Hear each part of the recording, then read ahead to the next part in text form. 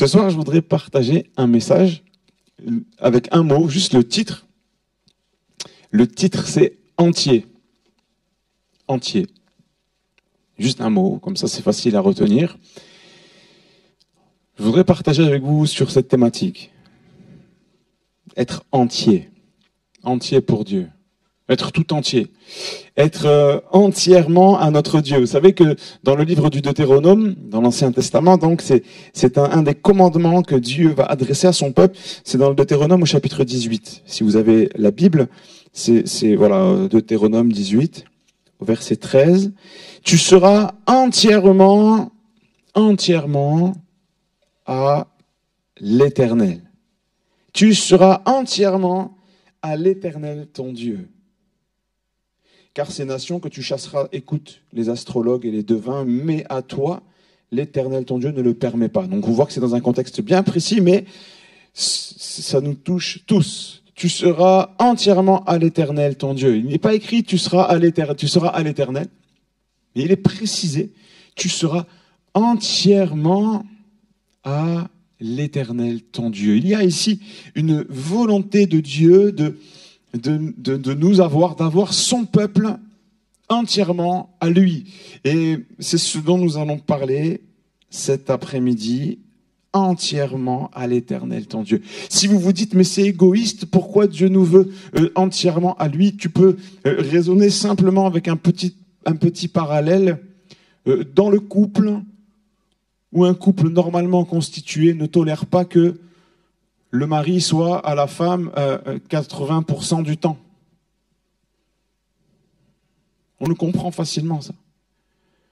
Et bien cette exclusivité de couple, dans le couple, c'est la même chose avec notre Dieu. Dieu ne veut pas qu'on soit d'un cœur partagé, c'est ce qui a été dit dans un don spirituel, qu'on soit un cœur partagé entre l'appel de ce monde et l'appel de Dieu, entre les séductions, les richesses de ce monde, les choses qui nous attirent, comme lorsque Jésus se retrouve en face du jeune homme riche, ou devant tellement de personnes qui sont au bout d'un moment retrouvées devant un choix.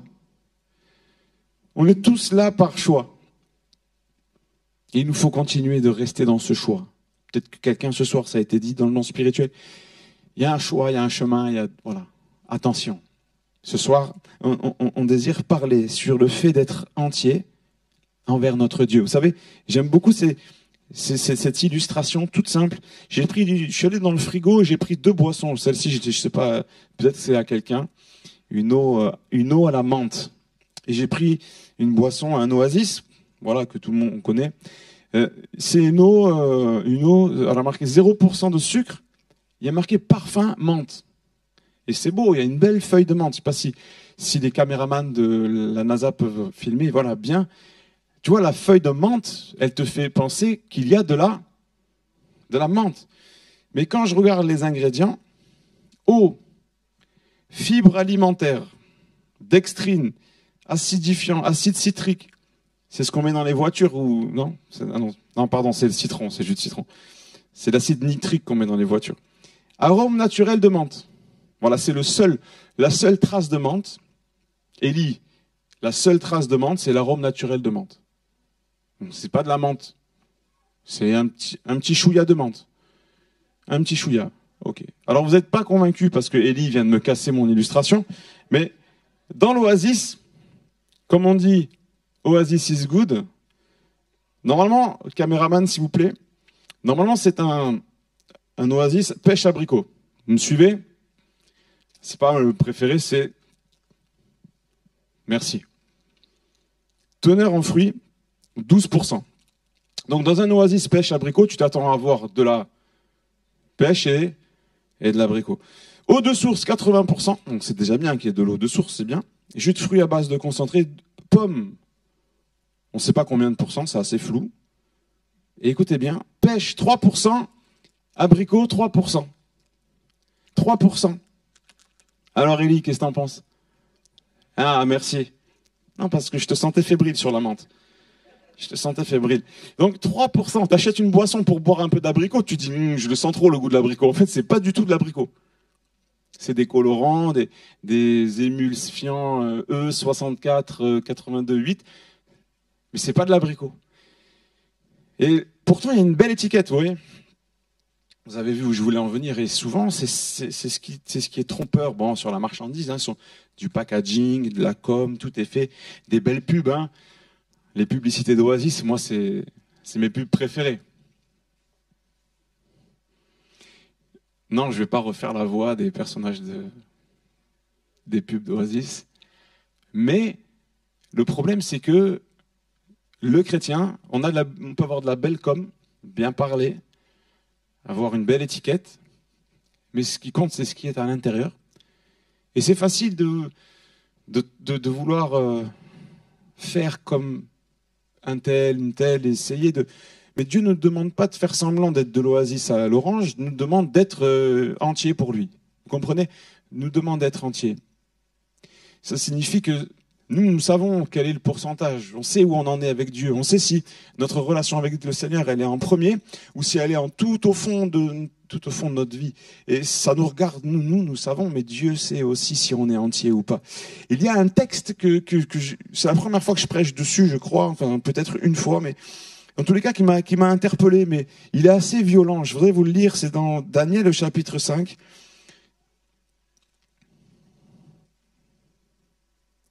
Si on se place dans le contexte, donc c'est le contexte de Daniel, qui est à Babylone, qui se retrouve là-bas, déporté. Et c'est pas facile, il se retrouve, Daniel au chapitre 5, avec Belshazzar. Et Daniel au chapitre 5, en fait, Daniel, il se retrouve là et on va le chercher parce qu'il s'est passé un truc que personne ne peut expliquer.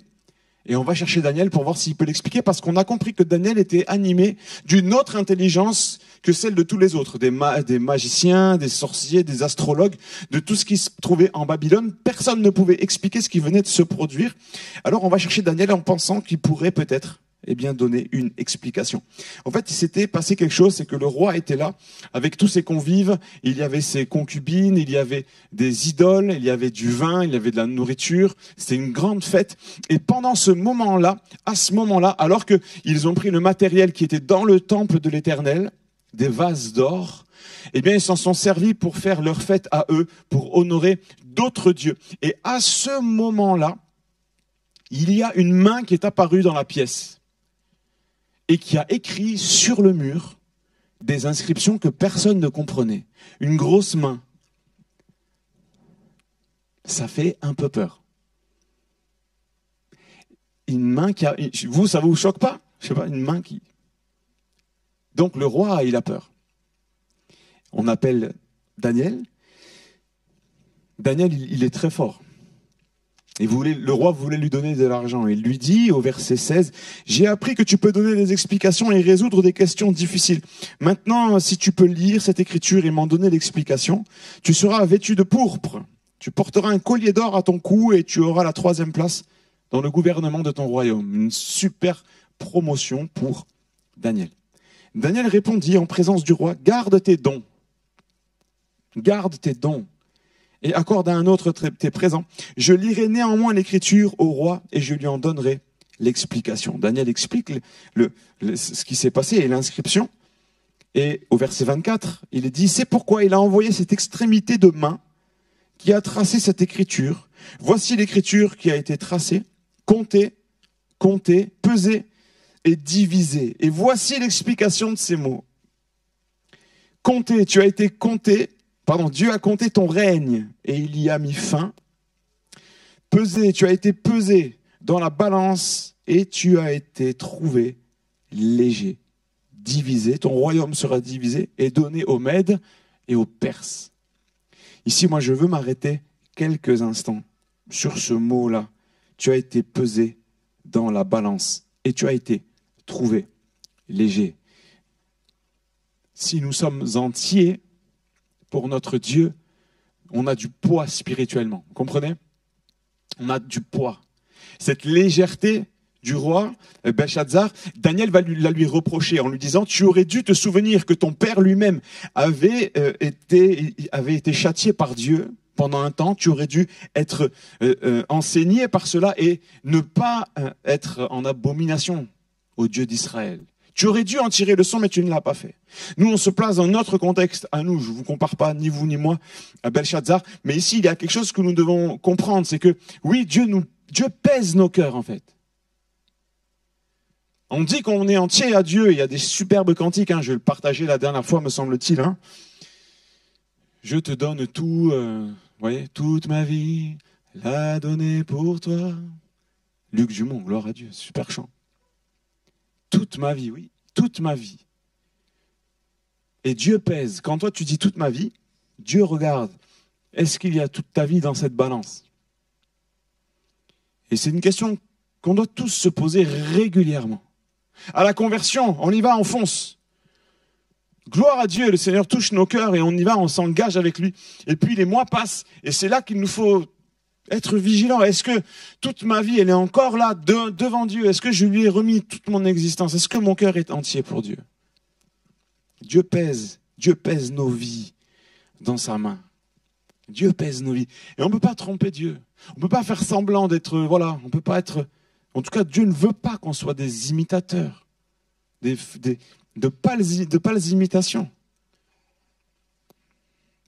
Comptez, peser, diviser. Tu as été pesé et tu as été trouvé léger. J'ai parlé d'être tout entier pour Dieu, tout entier. Dans le domaine du parfum, de la chimie, il y a un parfum qui coûte, il y a une petite plante là qui coûte très très cher, c'est le jasmin. Vous voyez ? Le jasmin, par exemple, on nous dit que dans l'arrière-pays grassois, il faut, je ne sais plus combien de kilos de fleurs pour obtenir le nectar. L'arôme, ça porte un nom. Bref, en tout cas, le parfum le plus pur. Le parfum le plus pur. Et la Bible me parle de parfum. Écoutez-moi bien, la Bible me parle de parfum. Dans 2 Corinthiens 15. Donc cette fois-ci, nous sommes dans le Nouveau Testament avec l'apôtre Paul qui parle à l'église de Corinthe.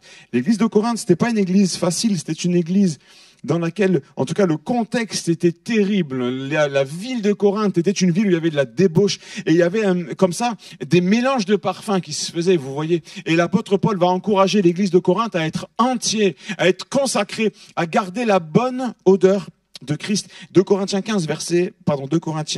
2, verset 14, il est dit « Grâce soit rendue à Dieu, qui nous fait toujours triompher en Christ et qui répand de partout, par nous, en tout lieu, l'odeur de sa connaissance. Nous sommes en effet pour Dieu la bonne odeur de Christ, parmi ceux qui sont sauvés et parmi ceux qui périssent, aux uns une odeur de mort, donnant la mort, et aux autres une odeur de vie, donnant la vie. Amen. » Le parfum non frelaté, pas d'association avec d'autres parfums. Vous avez remarqué, tu peux prendre le meilleur parfum qui soit sur le marché, le plus cher de tous les parfums. À partir du moment où tu vas le mélanger avec un autre parfum, l'odeur qui va en résulter va être mauvaise. Si vous faites du sport, vous transpirez beaucoup, vous pourrez mettre le super parfum Hugo Boss que vous voulez. Le parfum qui va en sortir, c'est la mauvaise odeur qui va l'emporter. Vous savez ça? Dieu nous parle ici de la bonne odeur de Christ. Et je crois que la bonne odeur de Jésus, c'est la même chose. Si on la mélange, ça va sentir mauvais. Si on la mélange, ça va sentir mauvais. Je suis allé acheter tout à l'heure un parfum. Je suis allé à Carrefour. J'ai acheté, vous savez, un désodorisant pour voiture. Et je voudrais juste le faire sentir à mon ami Eric. Eric, t'es prêt? On va faire un test. Attention. Bien, c'est des effets spéciaux. Donc, on va montrer à la caméra. Voilà, Eric, regarde. C'est un petit. Tu connais, c'est pour les voitures. Voilà, tiens. Est-ce que tu peux sentir ça? Et tu vas me dire ce que tu en penses. Enlève ton masque, sinon ça va faire un mélange de parfums. Ça va. Est-ce que tu sens quelque chose? Non, je sens. Oui, je sens une odeur, mais ce n'est pas clair. Est-ce que ça sent bon? Ouais, c'est un plastique en fait. Ça sent le plastique. Ok, il vient de me flinguer ma deuxième illustration. Et je te remercie, Eric. Tu peux aller t'asseoir. Merci, on peut l'applaudir. Merci, Eric. C'était vraiment extraordinaire. Bon, en fait, Eric, je sais pas, il doit avoir des problèmes nasaux. Moi, je trouve que ça sent bon. Bon, je vous ferai voir à la fin. la blague, c'était quoi? C'est pas une blague. En fait, l'idée, c'est que cet objet-là, il date de 1998, mais il sent encore. J'avais montré une fois ici. Eh ben, c'était pour voir si vous vous en rappeliez. Non, en fait, c'est qu'on m'en a redonné. Ça date de 98, l'année de la Coupe du Monde. Voilà, vous me direz, certains n'étaient pas nés. C'est quoi l'image, là? 98, ça sent... Bon, ça sent encore bon, Eric, je te promets la vérité. David Emmanuel, s'il te plaît, dis-moi que ça sent bon. Fais attention, il n'y a pas le Covid, hein, c'est désinfecté. 1998, ça sent encore. Vous voyez, l'odeur, elle est encore là. Et l'image est encore. Merci, frère. Tu peux lever la main si tu es... Lève la main, David Emmanuel, si c'est vrai que ça sent quelque chose d'agréable. Merci. Et ce qui est fou, c'est qu'il y a encore l'image. 1998. L'illustration, elle est simple. On se donne à Jésus et il y a besoin, pour durer, mes amis, d'être entretenu. Notre foi, elle a besoin d'être entretenue. Pour être entier, il faut s'entretenir. Pour être entier, c'est pas juste une belle conversion. Souvent, on entend cette expression, il a fait une belle conversion. C'est une expression de pasteur. Il a fait une belle conversion. Ah non, ça se dit. Ça veut dire quoi? Ça veut dire vraiment une vraie conversion. Ça a été radical.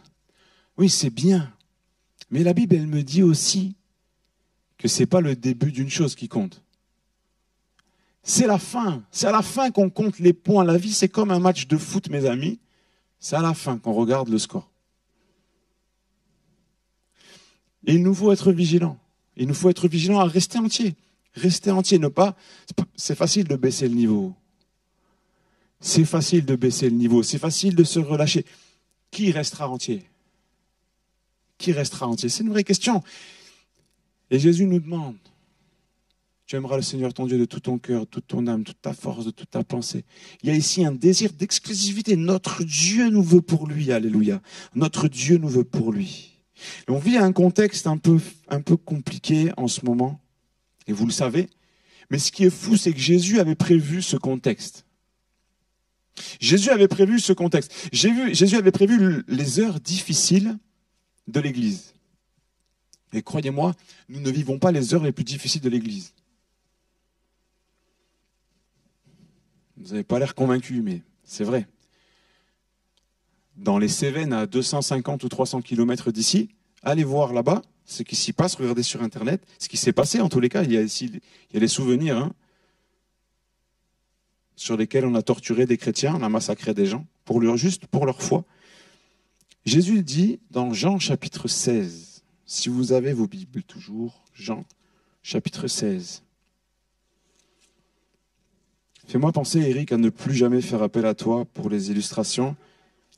Et Élie, moyen, ok, merci. Il faudra d'autres volontaires pour la prochaine fois. Jean chapitre 16, verset 32. Jésus dit, « Voici, l'heure vient, et elle est déjà venue. Vous serez dispersés, chacun de son côté, et vous me laisserez seul. Mais moi, je ne suis pas seul, car le Père est avec moi. Je vous dis ces choses afin que vous ayez la paix en moi.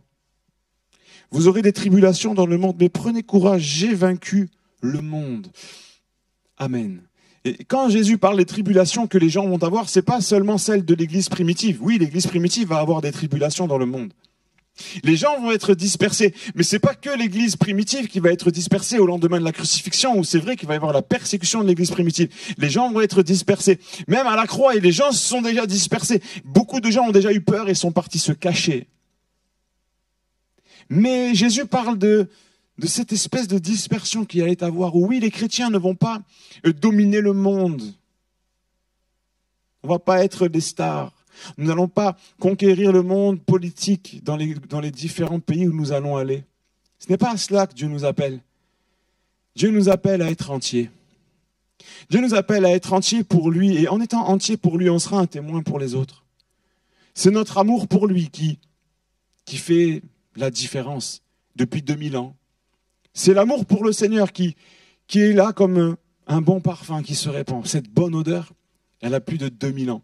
Ce parfum-là, il a donc depuis 1998, plus de 20 ans. La bonne odeur de Christ, elle a plus de 2000 ans. Ça fait plus de 2000 ans que des gens comme vous et moi, ont reçu Jésus et le partagent. Il n'y a pas de communication, il n'y a pas de business, il n'y a pas de gens compétents de manière waouh, super. Non, non, non, c'est juste, c'est des gens. Le Seigneur se sert des choses simples. Il se sert des petits pour confondre les grands. Et il se sert de gens entiers pour attirer à lui. Comme un aimant qui attire. Jésus attire des âmes à lui au travers de gens entiers. Jésus attire des âmes à lui au travers de gens qui sont entiers, qui ont un cœur entier pour lui. Et le phénomène de dispersion a été la clé de l'évangélisation du monde. La persécution de l'Église primitive a été la clé de l'évangélisation dans le bassin méditerranéen et de partout. Dans le monde antique, dans le monde de l'époque. Et de la même manière, vous savez, aujourd'hui, oui, c'est vrai qu'on est un peu dispersé. Hein, bon, voilà, on est un peu confiné quand même. On n'a plus la possibilité de faire des grands concerts, des grandes manifestations pour le Seigneur, des choses d'évangélisation dans les rues en masse. Aujourd'hui, on ne peut pas trop, mais on peut encore parler au 1 à 1. Et le 1 à 1, eh ben, c'est la technique de base. Juste pour propager l'amour de Dieu. Juste pour témoigner. Jésus a envoyé les disciples 2 par 2. Ce n'étaient pas des grosses équipes, ils n'avaient pas de gros moyens. Ils n'avaient pas de camions, ils n'avaient pas d'ordinateur, ils n'avaient pas de gros 4x4. Ils étaient 2. Et ils partageaient leur foi. Des choses simples. L'évangile, c'est quelque chose de simple. Le message de l'évangile est quelque chose de simple et d'accessible à tout le monde. Nous devons être entiers pour propager ce message saint, simple et entier. Et ne pas l'altérer par des combinaisons douteuses. Des combinaisons douteuses. J'écoutais une personne, une chanteuse américaine chrétienne, engagée, vraiment une femme de Dieu qui s'implique. Et elle disait, sur un plateau télé, elle disait, on a fait croire aux gens que l'Église, et la foi, c'était pour être bien, pour être heureux, en fait. Et cette femme, elle se repentait de ça en disant, mais c'est pas ça l'Évangile. L'Évangile, ce n'est pas un cachet qu'on prend pour enlever toutes les douleurs du monde, pour ne plus avoir de problème. Ce n'est pas une assurance tout risque. L'Évangile, la bonne nouvelle de l'Évangile, c'est celle où l'homme, la femme, décide de suivre Jésus. De suivre Jésus. Pas pour une vie sans problème. Pour la vie qu'il nous donnera et en le priant quand ça sera difficile. Quand ça va, on chante des cantiques. Quand ça va pas, on prie et on pleure, comme tout le monde. Et cette femme-là, sur un gros plateau télé, vous voyez, je crois que c'était avec Oprah Winfrey, il me semble. Elle disait, on a fait croire aux gens, nous les Américains. Elle disait, bon, j'ai rien contre les Américains. Je suis moi-même un peu américain. Cette femme, elle disait, mais on a voulu faire croire aux gens que l'évangile, c'était, venez et tout ira bien et vous n'aurez aucun problème. Venez et suivez Jésus. Venez, suivez le Christ. C'est ça l'Église. Et on veut suivre Jésus. Il n'y a pas de recette anti-problème dans la Bible. Il y a un chemin qui est tracé. Et ce chemin, c'est Jésus. Et lui, il a été tout entier pour nous. Il est allé tout entier sur le bois de la croix, avec tout son cœur, avec tout ce qu'il est, dans sa divinité, tout entière. Il est monté sur ce bois et il nous encourage à le suivre. Et quand il a poussé ce cri, quand il a crié « Tout est accompli, mes amis », tout est accompli, entièrement accompli. Il y a cette notion de plénitude. Il ne manque rien au sacrifice de Jésus-Christ sur la croix. Il ne manque rien. Il ne manquait pas un peu de stratégie, il ne manquait pas un peu de ceci ou un peu de cela. Non. La Bible nous dit nous avons tout pleinement en Jésus-Christ. Tout. Pleinement en lui. Amen. Vous êtes toujours là? J'espère que les milliers d'internautes aussi, vous êtes toujours là, aux États-Unis et ailleurs. Du coup, les Américains se sont peut-être vexés. Nous lisons un autre point fort intéressant dans l'Ancien Testament, et il est arrivé à deux hommes de Dieu extraordinaires, Abraham, puisque c'était avant, donc il change de nom pour s'appeler Abraham, il s'appelait Abram, et c'est dans Genèse 14, et Moïse, Abraham et Moïse, il leur est arrivé la même expérience. Je vous pose, est-ce que quelqu'un a une idée? Point commun, Abraham, Moïse, quelqu'un qui me sort, qu'est-ce qui leur est arrivé en commun? Vous avez 3 secondes. Le buisson, non, merci quand même, ça aurait pu être ça.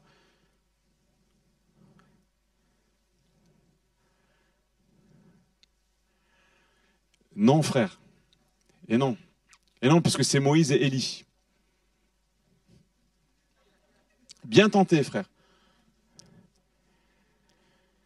Ils ont entendu la voix de Dieu de façon audible. Alors ça, c'est à vérifier. Tu demanderas au pasteur Laurent Altman au fond là-bas. Alors il y a Séphora, vas-y. Ils ont négocié avec Dieu. Alors, c'est pas sur ce domaine-là, mais on peut réfléchir sur ça aussi, effectivement. Il y a un point commun. Vas-y, Sam.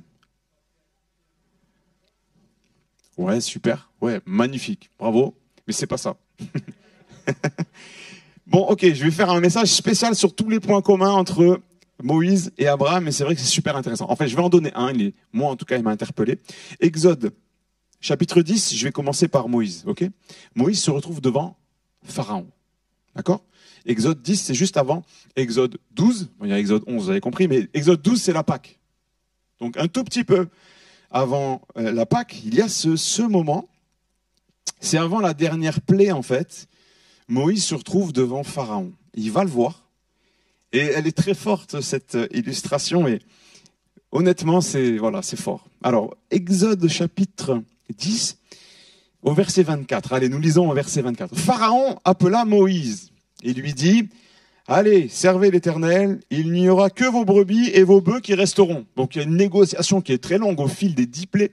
Et il leur dit, voilà, vos brebis et vos bœufs resteront. Et vos enfants pourront aller avec vous. Moïse répondit, et là il y a une force surnaturelle de Dieu sur Moïse. Moïse répondit, tu mettras toi-même entre nos mains de quoi faire les sacrifices et les holocaustes que nous offrirons à l'Éternel notre Dieu. Pharaon lui dit, tu laisses tes brebis et tes bœufs ici. Moïse il dit, non seulement on va prendre nos bœufs, nos moutons, tout ce qu'on a, mais en plus toi tu vas nous donner pour offrir à notre Dieu. Mais c'est pas ça le point. C'est le point qui est juste après. Nos troupeaux iront avec nous et il ne restera pas un ongle. On te laissera rien du tout. Rien du tout. Même pas un ongle.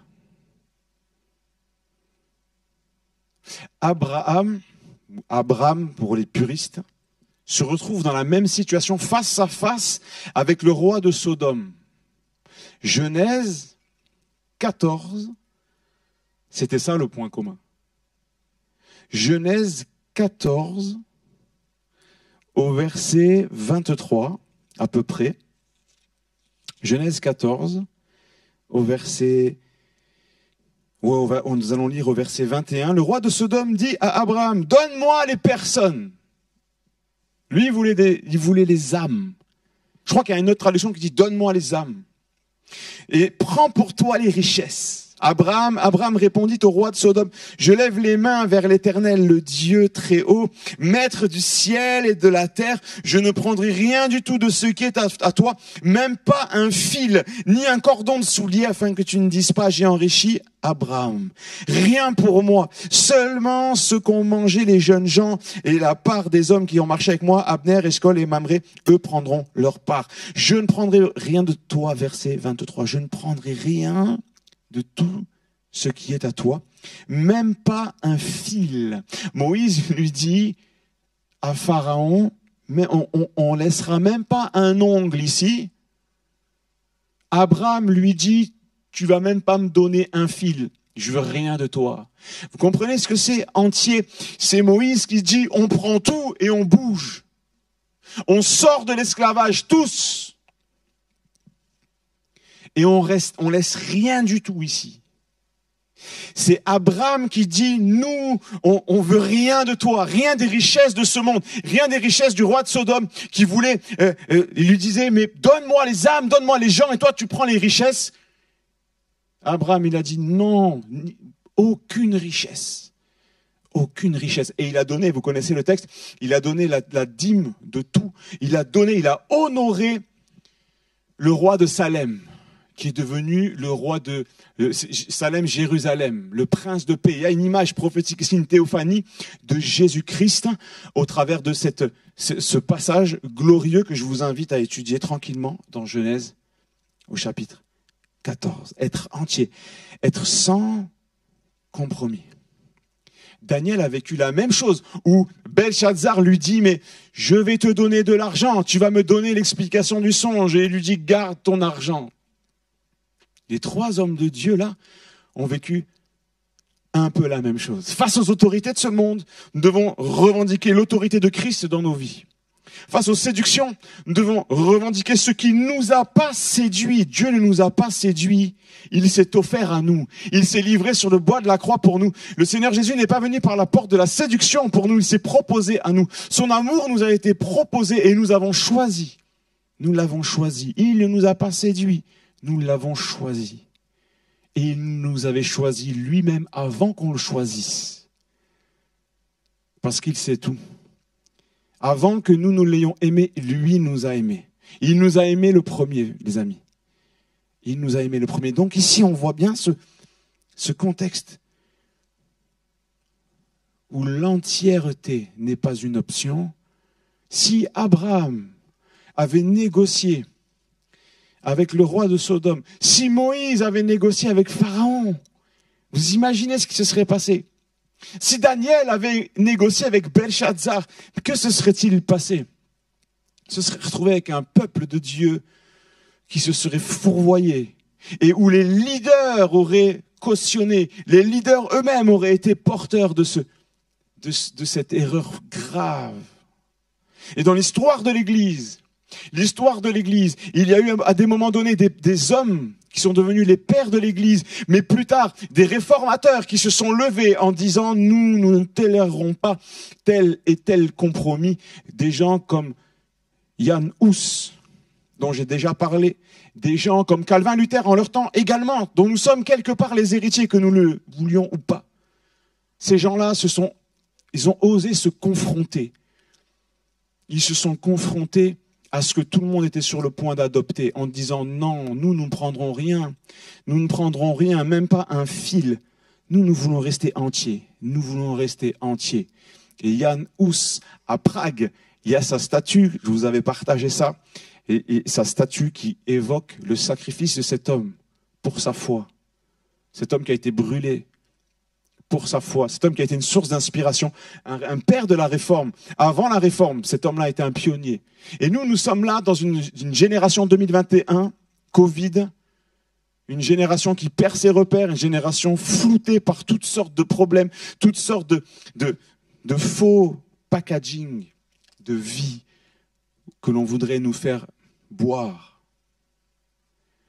Nous sommes la génération, vous êtes la génération qui doit dire même pas un fil, je ne veux rien.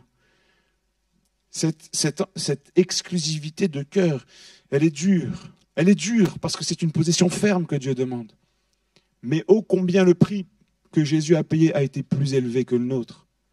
Oui, marcher avec le Seigneur, ça a un prix. Jésus l'a dit, Jésus nous l'avait annoncé.